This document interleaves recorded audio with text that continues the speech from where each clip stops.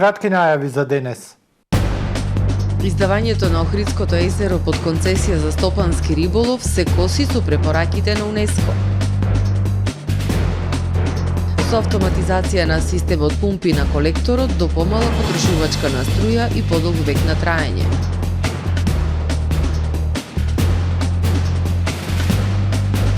Бесплатен скрининг за рано откривање на бубрежни заболувања во нефрологија Струга.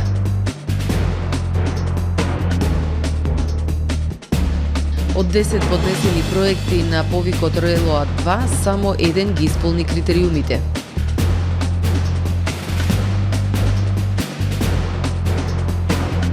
Исчезнаа 2,5 тони ураниум од Либија. За најавените и за останатите настани од денес ке ве информираме во дневникот кој започнува повременската прогноза. Останете со нас. Трпе Инвест ви донесува метео на ТВМ.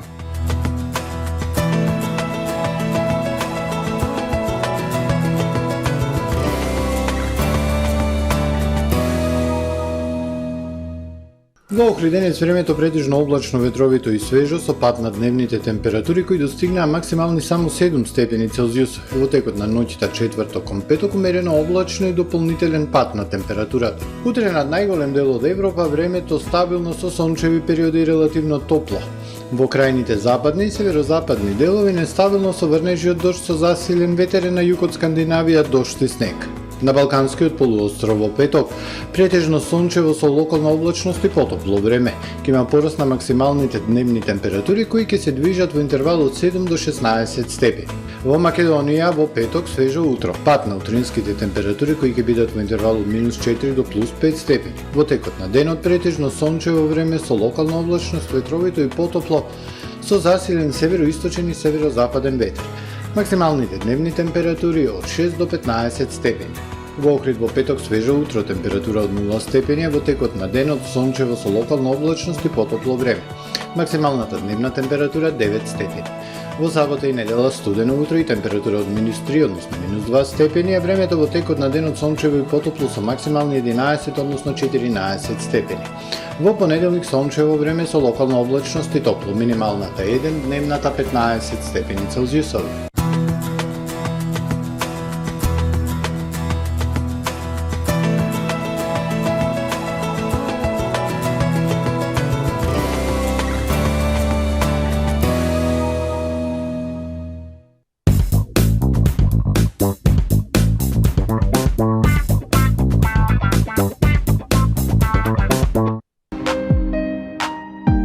Ресторан Далга.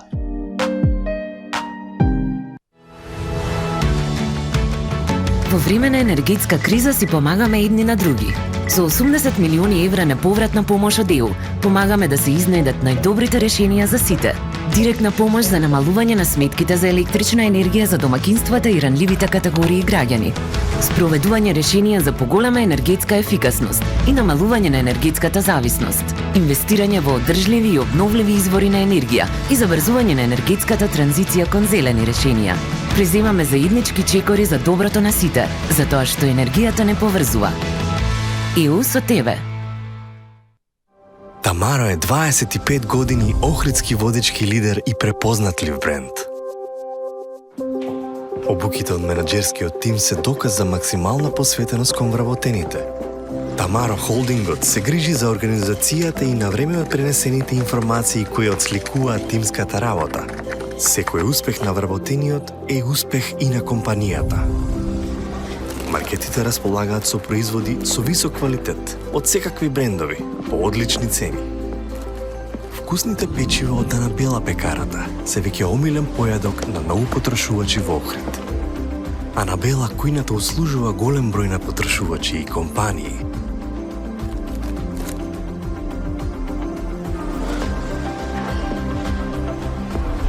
Рибарата е секогаш снабдена со најразлични видови на риба и морски плодови. А месарниците располагаат со свежо месо и местни производи во секое време. Уживајте во својот охридски домакин. Тамаро, повеќе од маркет.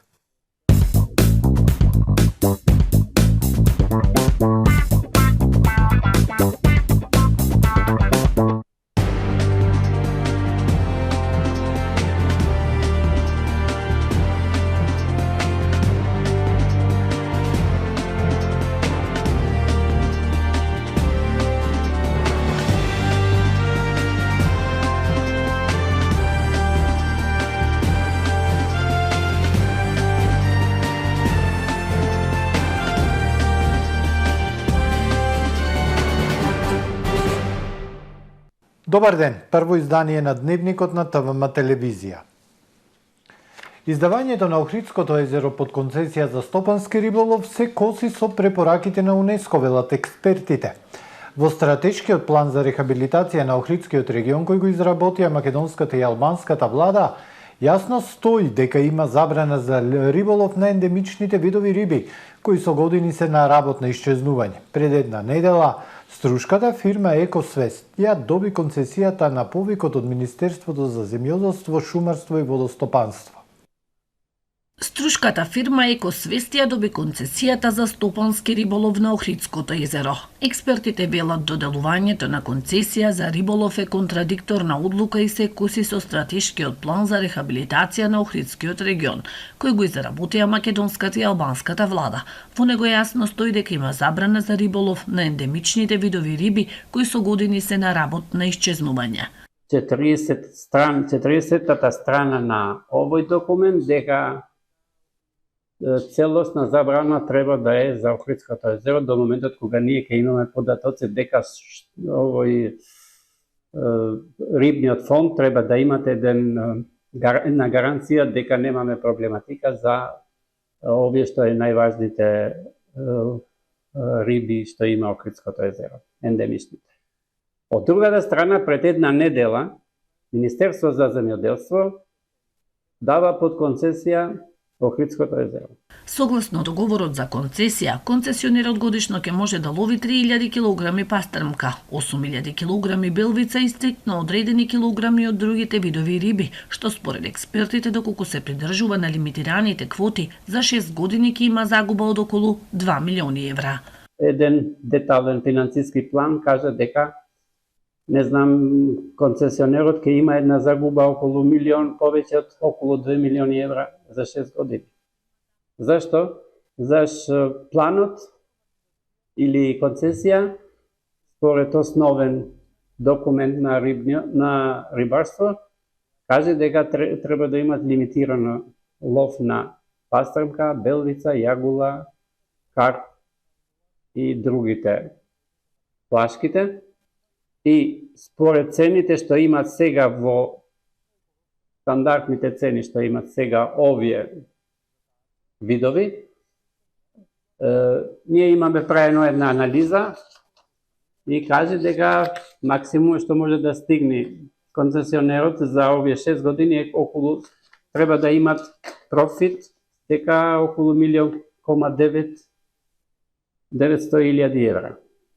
А според условите на концесија треба да имат околу 12 чувари, 2 глисери, еден менаџер за финансиски за сите работите, плюс треба да имат 30 кајчиња или 60 рибари и според минималните цени што треба да имат секој од овие трошоци и треба да имат коштат сите околу 3,7 милиони евра.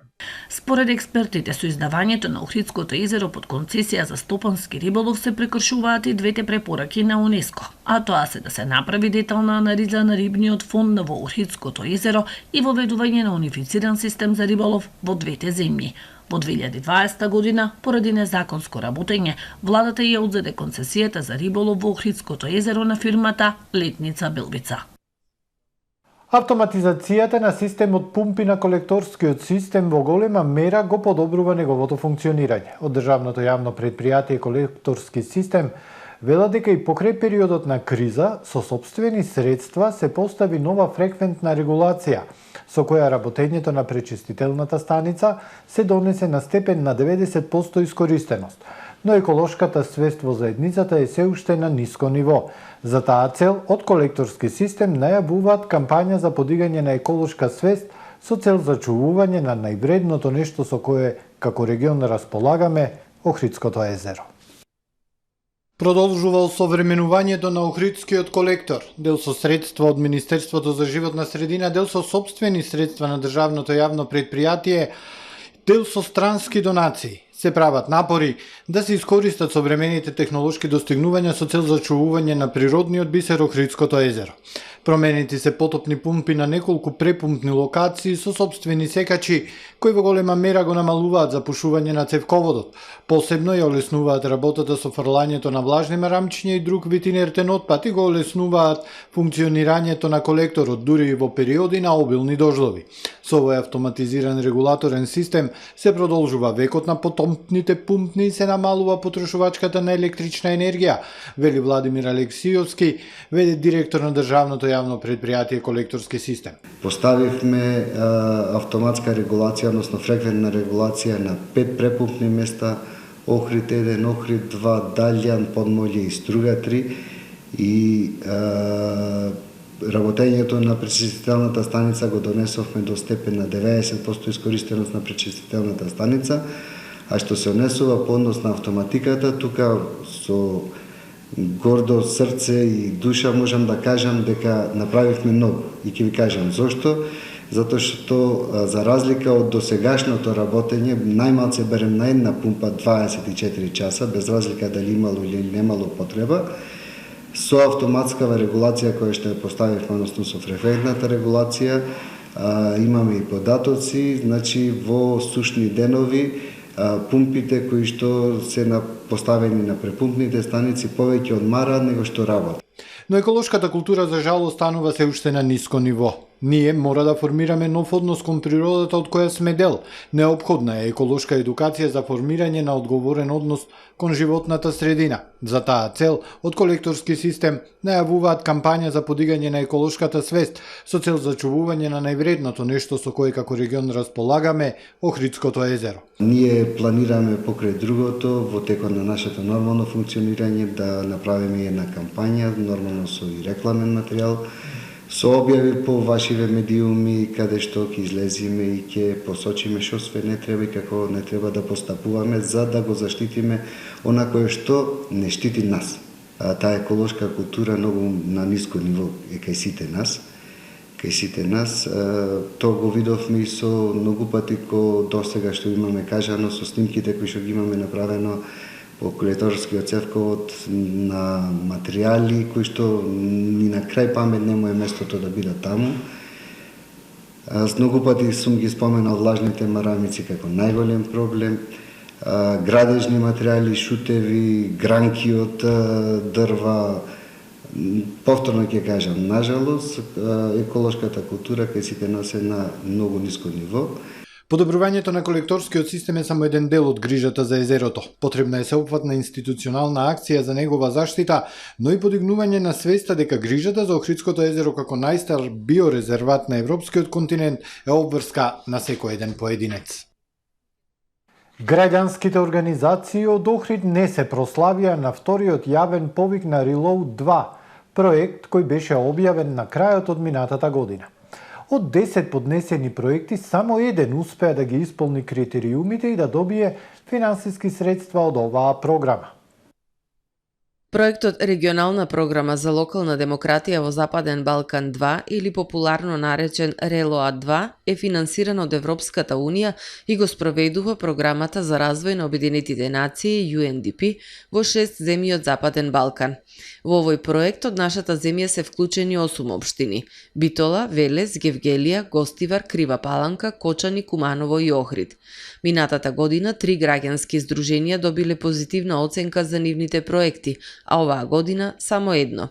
Сдруженијето за заштита и одржлив развој на животната средина, Регионален зелен центар, позитивно е оценет за проектот Дигитализација и промоција на културното наследство во Охрид, кој според сдруженијето е вреден околу 26.000 евра. Во одбиените проекти најчести недостатоци според еволуционата комисија се човечките капацитети кои неретко се вработени во јавни институции или пак имаат поднесено нецелосно обработен проект. Комисијата има забелишки и за буџетите кои може да се коригираат, а најдобри резултати се покажале во идеите на граѓанските здруженија. Интересен податок е што ниедно здружение не се пријавило за проект вреден до 10.000 евра, а вкупниот буџет кој би го добиле сите проекти ако би биле успешни е околу 210.000 евра. Очигледно е дека на граѓанските здруженија им е потребна обука за пријавување на вакви проекти кои ќе донесат бенефити на нашиот град. Специјализираната болница за нефрологија Струга утре ќе спроведе бесплатен скрининг за рано откривање на бубрежни заболувања.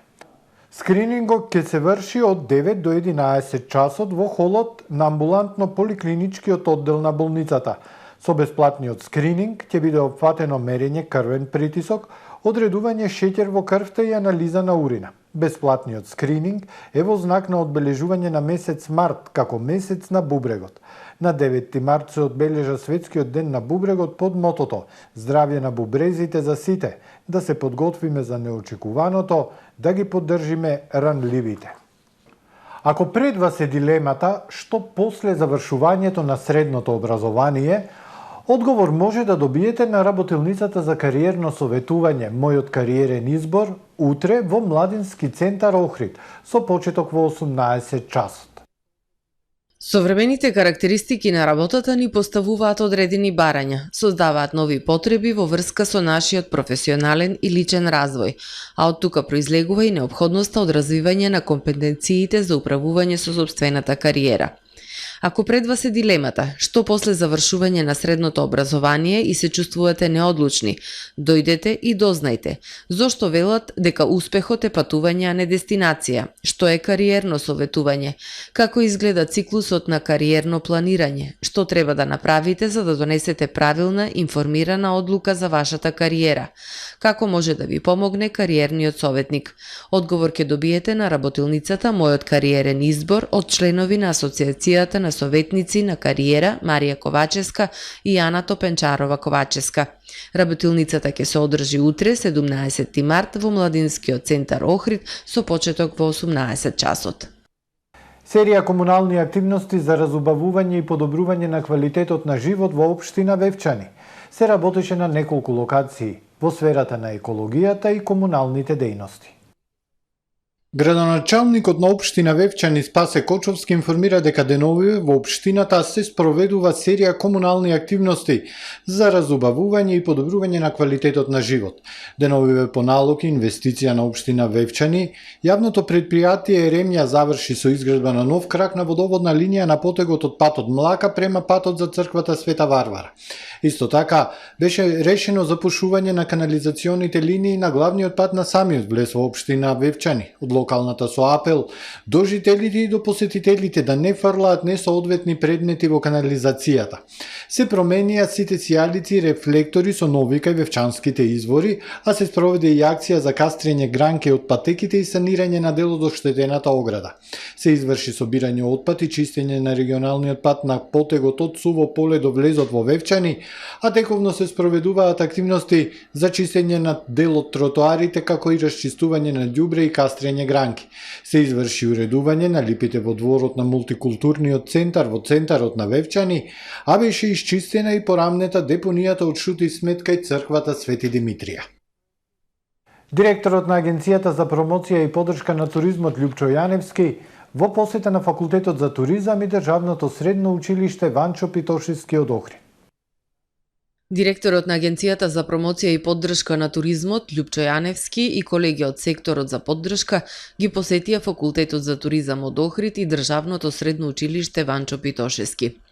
Со директорот на Средното туристичко гостителско училиште Маријан Радевски во периодот што следи ќе имаат заедничка соработка на меѓугранични проекти преку кои ќе се овозможи внесување на европски практики во училишниот процес, подобрување на условите, зголемен број на ученици и подготвени квалитетни кадри спремни да вложат во развој на туристичкиот сектор. Една од работите на која агенцијата давала многу пати значење и директорот Јаневски потенцирал се човечките ресурси кои што секоја година се повеќе треба да се негуваат. Потребна е уште продлабочена соработка и вложувања со стручните училишта и факултетите, од каде треба да ги изградиме идните шефови на ресторани, гастрономски концепти, хотелски менаџери, визионери кои со ентузијазам ќе применат се она што нас ни недостасува. Така ќе изградиме туристички сектор кој учи и применува, заслужувајќи ја почитта со можност за кариерно напредување и градење иднина дома, велат од агенцијата. Втора форумска сесија на општина Деберца за реализација на проектни форуми во заедницата во рамки на проектот за јакнување на општинските совети. На сесијата се презентираа концептите за предложените проекти од страна на учесниците на форумот. Од 5 предложени концепти во наредна фаза преминуваат 3, кои ќе се развијат во апликации и предлог проекти со дефинирани фази за нивно спроведување, а ќе бидат презентирани на наредната сесија. Проектот за јакнување на општинските совети го реализираат Програмата за развој на Обединетите нации UNDP, швајцарската влада, Министерството за локална самоуправа во соработка со општина Дебрца. Ракомет од Триглав до Вардар од 16 до 19 март во Сараево ќе се одржи меѓународен ракометен турнир за ветерани и ветеранки од целиот Балкан под мотото Сараево љубави моја. На овој турнир ќе учествуваат 400 ракометари од 29 екипи од земјите во регионот. Ракометен турнир за ветерани и ветеранки од целиот Балкан од 16 до 19 март. Меѓународниот турнир ќе се одржи во Сараево под мотото Сараево љубави моја. На овој турнир ќе учествуваат 400 ракометари ветерани од 29 екипи од земјите во регионот. Ракометниот клуб Стружанка ветеранки со гордост ја прифати поканата да учествува на овој турнир и да го представува градот Струга и нашата татковина. Стружанка ветеранки се носители на сребрен медал од ланскиот турнир кој се одржа во месец октомври во Струга. Дружењето, позитивните искуства и многу нови пријателства е целта на овие турнири, а не наградите, велат ракометарките од Стружанка. Главен покровител е градот Сараево и градоначалникот, при што на интересен начин преку спорт го промовираат својот прекрасен град и неговите убавини. Потпишан меморандум за соработка помеѓу Универзитетот за информатички науки и технологии Свети Апостол Павле и Општинскиот електромашински училишен центар Свети Наум Охридски. Со меморандумот, потпишан помеѓу Универзитетот за информатички науки и технологии Свети Апостол Павле и ЕМУТ Свети Наум Охридски, двете институции ја продолжуваат својата соработка. Проректорката, професор доктор Устијана Речковска-Шиковска и директорот Сашо Недески ги истакнаа можностите и за двете институции за учество на заеднички проекти и настани. Пред учениците беа презентирани студиските програми на Универзитетот Свети Апостол Павле, кои освен информатички науки и технологии, интегрираат и општествени и хуманистички науки. Минатиот месец во Спортско-рекреативниот центар Билјанини извори се одржа официјалното прво државно теквондо ИТФ првенство на Македонија во организација на теквондо клубот Мастер од Охрид. По повод признавањето на Македонската традиционална теквондо федерација од страна на Агенцијата за млади и спорт, најстариот теквондо клуб во земјава Мастер клубот од Охрид, ја доби честа да го организира првото државно првенство во теквондо ИТФ, кој минатиот викенд се одржа во Спортско-рекреативниот центар Билјанини извори. На првото државно првенство учество зедоа 63 надпреварувачи од клубовите Мастер од Охрид, Ахилиус од Скопје, Хваранг ИТФ од Лескоец од Охрид, клубот Сонкал Мислешево од Струга и ИТФ клубот Чонџи од Косел од Охрид. Надпреварувачите ги бранеа боите на своите клубови и се бореа за место во репрезентацијата и учество на наредното европско првенство кој наредниот месец ќе се одржи во Јесоло, Италија од 17 до 24 април. Најдобар клуб на првото државно првенство од теквондо ИТФ е теквондо клубот Хваранг ИТФ Лескоец од Охрид, со освоени 14 златни, 16 сребрени и 15 бронзени медали. Вторе домашниот клуб и организаторот клубот Мастер од Охрид со 7 златни, 1 сребрени и 5 бронзени медали. Трет е теквондо ИТФ клубот Сонкал Мислешево Струга со освоени 4 златни, исто толку сребрени и 1 бронзен медал. На четврто теквондо клубот Ахилиус од Скопје со освоени 2 златни, 2 сребрени, 3 бронзени медали, а на петтото место теквондо ИТФ клубот Чонџи Косел од Охрид со освоени 3 сребрени и 7 бронзени медали. На 1 април Меѓународната традиционална теквондо федерација најавува учество и на меѓународниот отворен теквондо ИТФ надпревар Сита Open 2023 во Лозница, соседна Србија, а од 17 до 24 април ќе учествуваат на наредното европско првенство во Јесоло, Италија. Поевтинуваат горивата од ноќеска на полноќ, одлучи Регулаторната комисија за енергетика на Македонија. Цената на Евросуперот БС95 и Евродизелот од вечерва на полноќ ќе се намалат за 2 денари, па така литар гориво Евросупер БС95 ќе се продава за 81,5 денари, а литар Евродизел за 75,5 денари. Цената на Евросуперот BS98 останува иста, односно 85,5 денари за литар. Непроменета останува и цената на екстра лесното масло за домаќинство, односно 76,5 денари. Мазутот ќе поевтини за 1,9 денари и сега ќе изнесува 39,8 денари за килограм. Во продолжение вестите од светот. Инспекторите на нуклеарно наблюдување на Обединетите нации открија дека околу 2,5 тони природен ураниум исчезнале од наоѓалиште во Либија кое повеќе не е под контрола на владата на земјата. Се вели во денешното соопштение. Во текот на вчерашниот ден инспекторите на Меѓународната агенција за атомска енергија утврдиле дека 10 барели со околу 2,5 тони природен ураниум во форма на концентрат на руда на ураниум, кој Либија претходно го пријавила за складирање на таа локација, тие не ја нашле на локацијата, рече шефот на МАЕ Рафаел Гроси. Властите во Тајланд пак се обидуваат да лоцираат метален цилиндар со опасна радиоактивна содржина кој исчезнал од електрана оваа недела. Тајландските власти ја предупредија јавноста на сериозни здравствени ризици кои може да настанат во случај на контакт со материјалот во цилиндарот. Цилиндарот, долг 30 см, широк 13, бил пријавен за исчезнат за време на рутински проверки на персоналот на 10 март во електрана на јаглен во Прачинбури, провинција во централен Тајланд. Откритието доаѓа 2 месеци откако Австралија беше принудена да започне слична потрага за да пронајде мала радиоактивна капсула која на крајот беше лоцирана. За разлика од австралиската капсула изгубена во оддалечена рурална област, цилиндерот во Тајланд исчезнал во многу понаселена област. Се користел за мерење на пепел и бил дел од силосот. Во него има цезиум 137, високо радиоактивна субстанција за која научниците велат дека може да биде смртоносна. Тимови за пребарување и беспилотни летала се распоредени за да го пронајдат исчезнатиот цилиндар, се вели во соопштението на Управата за атомска енергија, владиниот регулатор на Тајланд за радиоактивни и нуклеарни истражувања.